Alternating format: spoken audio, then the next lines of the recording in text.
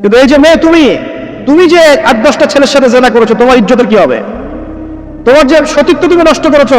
তুমি তো বিয়ের পর কোনো ঘরে গেলে সে হাজবেন্ডও বুঝতে পারবে তুমি আর সতী স্বাধীন নও। তখন তোমার কি হবে? আর এটা যে এত ভয়াবহ মহামারী আকার ধারণ করেছে না, অনেক ক্ষেত্রে দেখা যায় স্বামী অফিসে যাওয়ার সাথে সাথেই বয়ফ্রেন্ড বাসায় হাজির। এই যে বাক্সে বাক্সে বন্দি জীবন বললাম, বাক্সে বাক্সে বন্দি ফ্ল্যাটের ভিতরে তো ঢুকলে আর বোঝা যায় না ভিতরে কি হচ্ছে। কত ফ্ল্যাটে যে জেনা হয় এখন এই শহরে, আল্লাহ ভালো জানেন। এই ফ্ল্যাটের প্রত্যেকটা ইঞ্চি ইঞ্চি মাটি আল্লাহর কাছে সাক্ষী দিবে। যেখানে যে মাটিতে বসে অবিবাহিত যুবক যুবতী জেনা করেছে আর বিবাহিত যুবক যুবতীরা এবং এই স্বামী স্ত্রী জেনা করেছে, এর ইঞ্চি ইঞ্চি মাটি আল্লাহর কাছে কথা বলবে। এর ইঞ্চি ইঞ্চি মাটি আল্লাহর সামনে কথা বলবে। সেদিন তুহাদ্দিসু আখবারাহা, জমিন তার খবর বলবে আল্লাহর কাছে। জমিনের কোথায় কোন পাপ হয়েছে সব বলে দিবে। এই জমিনে এখানে দাঁড়িয়ে জেনা করেছে, ওইখানে দাঁড়িয়ে মদ খেয়েছে, ওইখানে কাউকে খুন করেছে, জমিন বলে দিবে। একটা কথা এখানে মাঝখানে বলে দেই, যারা অবিবাহিত যুবক যুবতী আছো, এই লেকচার তোমরা যারা শুনছো, তোমাদের মধ্যে কেউ যদি জেনা করে থাকো, অবিবাহিতের কথা বলছি, তোমাদের কাদের মধ্যে এখন 100 বেত্রাঘাতের শাস্তি ঝুলে আছে। সূরা নূরের 1 থেকে 3 নম্বর আয়াত পড়ে দেখবে, অবিবাহিত যুবক যুবতী যদি জেনা করে তাদের শাস্তি হচ্ছে 100 বেত্রাঘাত, তাও জনসমক্ষে, এবং এক বছরের জন্য নির্বাসন। এই বিধানগুলো যদি পৃথিবীর কোনো দেশেও না থাকে, আসমানে আছে। মরার সাথে সাথেই এই বিধান কার্যকর হবে ইনশাআল্লাহ। বাঁচার বুদ্ধি কি? একটাই উপায় আছে। এই লেকচার কানে চলে গেছে, অনতিবিলম্বে ওযু করবে। ওযু করে খালেস ভাবে রাতের শেষ রাতে জায়নামাজ বিছাবে। জায়নামাজ বিছিয়ে আল্লাহর সামনে দাঁড়িয়ে 2 রাকাত নামাজ পড়বে। পড়ে নিজের পাপের কথা স্মরণ করে চোখ দিয়ে দরদর করে পানি ফেলে দিবে। আল্লাহকে সিজদায় গিয়ে বলবে, আল্লাহ আমি জিনা করেছি, আমাকে মাফ করে দাও। আমার এই পাপের কথা কেউ জানে না, তুমি জানো, মাফ করে দাও। এই মাফ নেওয়ার পরে আবার ওই যার সাথে করেছেন ওর সাথে আবার লিঙ্ক আপ করার চেষ্টা করেন না। আসো আমরা জেনা করেছিলাম, আসো বিয়ে করে নেই, এটা সলিউশন না। জেনা করেছেন, আগে তওবা করে ফিরে আসতে হবে, তারপরে পুরো জীবন ইসলামিক লাইফ লিড করতে হবে। আল্লাহ যদি দেখেন যে হ্যাঁ আপনি ঠিকঠাক তওবা করে আল্লাহর কথা চলছেন, আল্লাহ তখন আপনাকে নেককার স্ত্রী দিবে ইনশাআল্লাহ। এই একমাত্র রাস্তা যুবকদের জন্য এবং যুবতীদের জন্যও। যুবকরা না হলে পার পেয়ে যেতে পারে, কারণ একটা কথা সমাজে প্রচলিত আছে না, যে ছেলে মানুষের ইজ্জত তো সহজে যায় না, গোপন হয়ে গেছে, কেউ জানে না, আল্লাহ মাফ করে দিয়েছেন, সে হয়তো পার পেয়ে গেল। কিন্তু এই যে মেয়ে, তুমি যে 8-10টা ছেলের সাথে জেনা করেছো, তোমার ইজ্জতের কি হবে? তোমার যে সতীত্ব তুমি নষ্ট করেছো। তুমি তো বিয়ের পর কোনো ঘরে গেলে সে হাজবেন্ডও বুঝতে পারবে তুমি আর সতী স্বাধীন নও। তখন তোমার কি হবে? বিবাহিত যারা আছে, এই যে দেবর আর ভাবি, এই যে শালী আর দুলা ভাই, মধুর সম্পর্ক না এগুলো? দাঁড়াও, এটা মধুর সম্পর্ক। দেখা যায় সুবহানাল্লাহ, এই যে আমার এখানে ফোন আছে না, আমাদের অফিসিয়াল পেজ আছে, অফিসিয়াল পেজে যত প্রশ্ন আসে দেখি ম্যাক্সিমাম জেনা কেন্দ্রিক, ব্যভিচার কেন্দ্রিক, পরকীয়া কেন্দ্রিক। একজন প্রশ্ন করেছে যে দুলা ভাইয়ের চরিত্র এত খারাপ ছিল, আর ওই মেয়ের বয়স তখন কম ছিল, 13 বছর বয়স। 13 বছর বয়সের মেয়ের দিকে সে চোখ দিয়েছে। যাকে বিয়ে করেছে তার সাথে তো সম্পর্ক আছেই, যাকে বিয়ে করেছে ওর সাথে তো সম্পর্ক আছেই। তারপরে আপনার স্বামীর সাথে সম্পর্ক। এখন স্বামীর সাথে তার 2 বছর ধরে সম্পর্ক করার পর সেগুলোর ভিডিও ধারণ করে তাকে ব্ল্যাকমেইল করছে যে যদি আমার সাথে খারাপ কাজে সে রাজি না হয় তাহলে এই ভিডিওগুলো ভাইরাল করে ফেলবে। এই যে অনলাইনের যুগ, এখন তো মানুষ নিশ্চিন্তে মানুষ যে একটা প্রাইভেট লাইফ লিড করবে সেটাও করতে পারে না। প্রাইভেট লাইফের সবকিছু রেকর্ডেড হয়ে যায়, হয় না? এটা তো ফিতনা, মহাফিতনা। এখন সে রেকর্ড করেছে, এইভাবে ব্ল্যাকমেইল করে এই স্বামীর সতীত্ব নষ্ট করলো। 1 বছর 2 বছর না, 3 বছর ধরে। এখন এই মেয়ে প্রশ্ন করছে পেজের মধ্যে যে এখন তার মানসিক অবস্থা এতই খারাপ, সে জিজ্ঞাসা করছে আমি যদি আত্মহত্যা করি তাহলে আমার পাপ হবে কিনা। এই মেয়েটা যদি আপনার বোন হতো কি করতেন না? আল্লাহ না করুক এই মেয়ে যদি কারো মেয়ে হতো তাহলে কি করতেন আপনি? আপনার কাছের কেউ হলে আপনি কি করতেন? এখানে ওই শাস্তিটা না বলে সামনে যেতে পারছি না। শোনেন, যারা বিবাহিত ব্যক্তি হওয়ার পরেও পরকীয়া করেছেন, বিবাহ করার পরেও পরকীয়ার পাপে লিপ্ত ছিলেন বা এখনো আছেন, জেনে হোক না জেনে হোক করেছেন, অথবা এটা জেনে করেছেন যেটা একটা খারাপ কাজ তারপরেও করেছেন, রাসূলুল্লাহ সাল্লাল্লাহু আলাইহি ওয়াসাল্লামের হাদিস এবং আল্লাহ পাকের কালাম অনুযায়ী তাদের শাস্তি হচ্ছে কোমর পর্যন্ত মাটিতে পুঁতে ফেলে পাথর নিক্ষেপ করে রজম করে হত্যা করা। ইসলামিক যদি কোনো রাষ্ট্র থাকতো, বা এটা যদি হতো, বা এটা যদি ইমামুল মাহদির যুগ হতো বা ওমর রাদিয়াল্লাহু আনহুর যুগ হতো, তাহলে এই শাস্তির বাইরে আপনি চলতে পারতেন না, যদি এটা প্রমাণ হতো।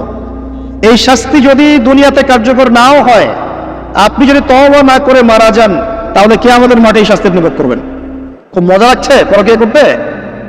সকালে একটার সাথে, দুপুরে একটার সাথে, আজকে একজনের সাথে রাত কাটান, কালকে আরেকজনের সাথে রাত কাটান, খুব মজা পাচ্ছেন। রাত্রেবেলা মদ খান আর হোটেলে রাত কাটান, সকালবেলা আবার অফিসে যান। আমাদের শহরের এগুলা কালচার কোথেকে আসলো? এই শহরকে পবিত্র করবে কে, এবং এই শহরের আসল রূপগুলো স্পষ্ট করবে কারা? খুব মজা পাচ্ছেন এর মতে। সুবহানাল্লাহ। একটা বিষয় বুঝাই, ইসলামে কেসাস আছে, কেসাস। মনে করেন আমাকে কেউ হত্যা করেছে, আপনি তাকে হত্যা করতে পারবেন। মনে করেন আপনি কাউকে হত্যা করেছেন, ঠিক আমাদের লজের মতো, কেউ যদি কাউকে হত্যা করে তাকে ফাঁসি দেওয়া হয় না, এরকমই কেউ যদি কাউকে হত্যা করে, ইসলামের বিধান কেসাস করা, মানে হাতের বদলে হাত, চোখের বদলে চোখ, কানের বদলে কান, নাকের বদলে নাক, জানের বদলে জান, যদি প্রমাণ হয়। কিন্তু এখানেও হত্যাকারীর বাঁচার সুযোগ আছে। কিরকম? মনে করেন আপনি আমার পরিবারের কাউকে হত্যা করেছেন, আল্লাহ না করুক। এখন আপনি এসে আমাকে ক্ষমা চাচ্ছেন যে আমার ভুল হয়ে গেছে, আমি মুক্তিপণ রক্তপণ দিব, আমাকে মাফ করে দেন। এখন আমাদের পরিবারে কি আপনাকে বললো, ঠিক আছে আপনাকে মাফ করে দিলাম, আপনার কেসাস করার দরকার নেই, আপনি রক্তপণ দিয়ে দেন, তাহলে আপনি বেঁচে থাকার সুযোগ পেলেন। বুঝতে পারছেন? একটা হচ্ছে মুরতাদ। মনে করেন কেউ ইসলামের কিছু বিষয় অস্বীকার করেছে, তাকে জেলখানায় বন্দী করে রাখা হবে, সুযোগ দেওয়া হবে যে আপনি কি এগুলো জেনে শুনে বলেছেন, নাকি এর উপর অটল থাকবেন না ফিরে আসবেন। সে যদি বলে না আমি তওবা করলাম, আমি এর ফিরে আসলাম, ও বেঁচে থাকার অধিকার পেয়ে গেল। কিন্তু বিবাহিত ব্যক্তি যারা ব্যভিচার করেছে, বিবাহিত ছেলে বা মেয়ে ব্যভিচার করেছে, তওবা করে যদি ফিরেও আসে, রজমের শাস্তি থেকে বাঁচার কোনো সুযোগ নেই। আল্লাহর কাছে ক্ষমা চান, ইস্তেগফার করেন।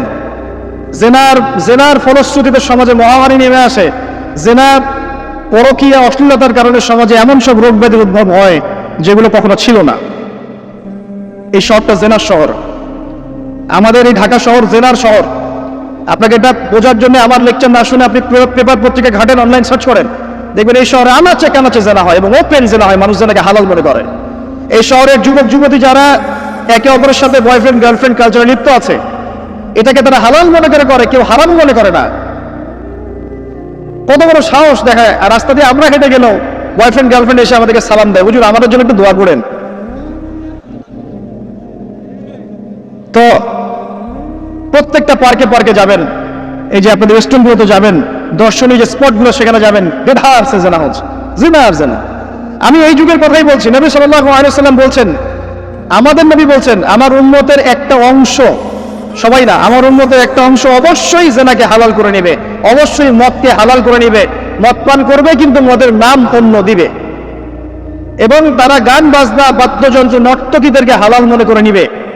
নবী সাল্লাল্লাহু আলাইহি ওয়াসাল্লাম বলেছেন, যখন সমাজে এরকম পাপ বাড়ে, তখন সমাজে এমন সব রোগ ব্যাধি আসে যা আগে কখনো ছিল না। এবং এদের ব্যাপারে নবীজি বলেছেন, একদিন সকালবেলা আল্লাহ পাক এদেরকে বানর এবং শুয়োর বানিয়ে দিবেন। কিয়ামতের আগে এই ঘটনাও ঘটবে, বিকৃত হবে। ভূমিধস, ভূমিকম্প, ভূমিধস এবং আকৃতির বিকৃতি, এগুলো আযাব আসবে আল্লাহর পক্ষ থেকে, এই জেনা, এই ব্যভিচার, এই পরকীয়া, নোংরামি, অশ্লীলতার কারণে। ঘরে ঘরে এগুলো বয়ফ্রেন্ড গার্লফ্রেন্ড কালচার। কেউ মনে করে না যে এগুলো হারাম, কেউ মনে করে না যে আমার এই যে সহপাঠী আমার গায়রে মাহরাম। এই গায়রে মাহরাম শব্দটাই নাই। কাজিন, চাচাতো বোন, মামাতো বোন, খালাতো বোন, এই যে কাজিন, এরা জেনা করছে। কি দেখা বাকি রেখেছে এই যুগে আমরা? এই যুগে আমরা দেখছি যে নিজের মেয়ের সাথে পিতার শারীরিক সম্পর্ক। পেপার পত্রিকা পড়েন, একটু অনলাইন ঘাটেন, দেখেন কোন যুগে আছেন আপনি। সমাজের ন্যায় অন্যায়, হক বাতিলের মানদণ্ডই উল্টে যাবে। মানুষ ন্যায়কে অন্যায় মনে করবে, অন্যায়গুলোকে ন্যায় মনে করে নিবে। কোনো মানদণ্ড নাই, কোনো মানদণ্ড নেই। আমাদের শহরের এই অবস্থা, শান্তিতে কিভাবে ঘুমাবেন আপনি? নিশ্চিন্ত থাকবেন কিভাবে? কখন যে আল্লাহর গজব চলে আসে। কোরআনে একটা আয়াত আছে, যখন আল্লাহ পাকের গজব আসবে, তখন শুধু জালেমদের উপর খাস করে আসবে না। আলেমদেরকে জিজ্ঞাসা করেন, আলেম ওলামাদেরকে জিজ্ঞাসা করেন, যখন আল্লাহর গজব আসবে, জালেমদের উপরে শুধু খাস ভাবে আসবে না, সবার উপরে আসবে। আমি খুব ভালো মানুষ, ওয়াজ করছি, নসিহত করছি, পার পেয়ে যাবে এমন ভাবার সুযোগই নাই। আপনাকে আপনার সাধ্য মতো অন্যায়ের প্রতিবাদ করার চেষ্টা করতে হবে। লাতা'মুরুন্না বিল মা'রুফ, নবীজি বলছেন, অবশ্যই তোমরা সৎ কাজের আদেশ করো। ওয়া লাতানহাউন্না আনিল মুনকার, অবশ্যই অসৎ কাজে নিষেধ করো। আও লা ইউশিকান্নাল্লাহু আন ইয়াবআসা আলাইকুম ইকাবাম মিন, অন্যথায় আমি আশঙ্কা করি তোমাদের উপর আল্লাহর পক্ষ থেকে বিশাল গজব আসবে। সুম্মা তাদউনাহু, এরপর তোমরা সবাই আল্লাহর কাছে দোয়া করবে, আল্লাহ গজব সরিয়ে দাও, সরিয়ে দাও। লা ইউস্তাজাবু দুআকুম, তোমাদের দোয়া কবুল করা হবে না। নবী সাল্লাল্লাহু আলাইহি ওয়াসাল্লাম বলেছেন, মান রাআ মিনকুম মুনকারান, তোমাদের মধ্যে যে কেউ হুএভার হি ইজ, যে কেউ যদি কোনো মুনকার, নোংরা বর্জিত কোনো কাজ দেখে, তাহলে যেন ফাল ইউগাইয়ির বিয়াদিহি, তার সামর্থ্য থাকলে হাত দিয়ে যেন ঠেকায়, সামর্থ্য থাকলে হাত দিয়ে যেন ঠেকায়। যাদেরকে আল্লাহ পাক হাত দিয়ে ঠেকানোর ক্ষমতা দিয়েছেন তাদেরকে আল্লাহ জিজ্ঞাসাবাদ করবেন, কেন ঠেকালে না তুমি? জেনার লাইসেন্স দিলে কেন? মদের লাইসেন্স দিচ্ছে কেন? ঠেকালে না কেন তুমি? অন্যায় কাজকে ঠেকালে না কেন? যদি তুমি না পারো, ওয়াইল্লাম ইয়াস্তাতি, যদি সে না পারে, তাহলে ফাল ইউগাইয়ির বিলিসানি, তাহলে যেন মুখ দিয়ে সেটা প্রতিবাদ করে। এই যে মুখ দিয়ে প্রতিবাদ করার ক্ষমতা আলেম ওলামার আছে, যাদের হাতের ক্ষমতা নেই, মুখের ক্ষমতা আছে। সেটাও যদি না পারো, ওয়াইল্লাম ইয়াস্তাতি, সেটাতেও যদি সে সক্ষম না হয়, ফাবিকলবি, তাহলে যেন অন্তর দিয়ে ঘৃণাটা পর্যন্ত করে। ওয়াবিযালিকা আদআফুল ঈমান, এটা হচ্ছে ঈমানের সবচেয়ে নিকৃষ্ট একটা অবস্থা, সর্বনিম্ন অবস্থা। এর নিচে ঈমানের কোনো অবস্থাই নাই। তার মানে অন্যায় দেখে আমাদের যাদের মনে কোনো ফিলিংসই কাজ করছে না, তার মানে আমাদের ঈমান নাই আসলে। সহজ কথা, ঈমানের সেই তেজ নাই আমাদের মধ্যে। আসুন, একটা ব্যাখ্যা এটাও হতে পারে, সমাজে ন্যায় অন্যায় হক বাতিলের মানদণ্ড উল্টে যাবে। একটা জায়গায় যাচ্ছি, তার আগে একটা কথা বলতে ভুলে গেছি।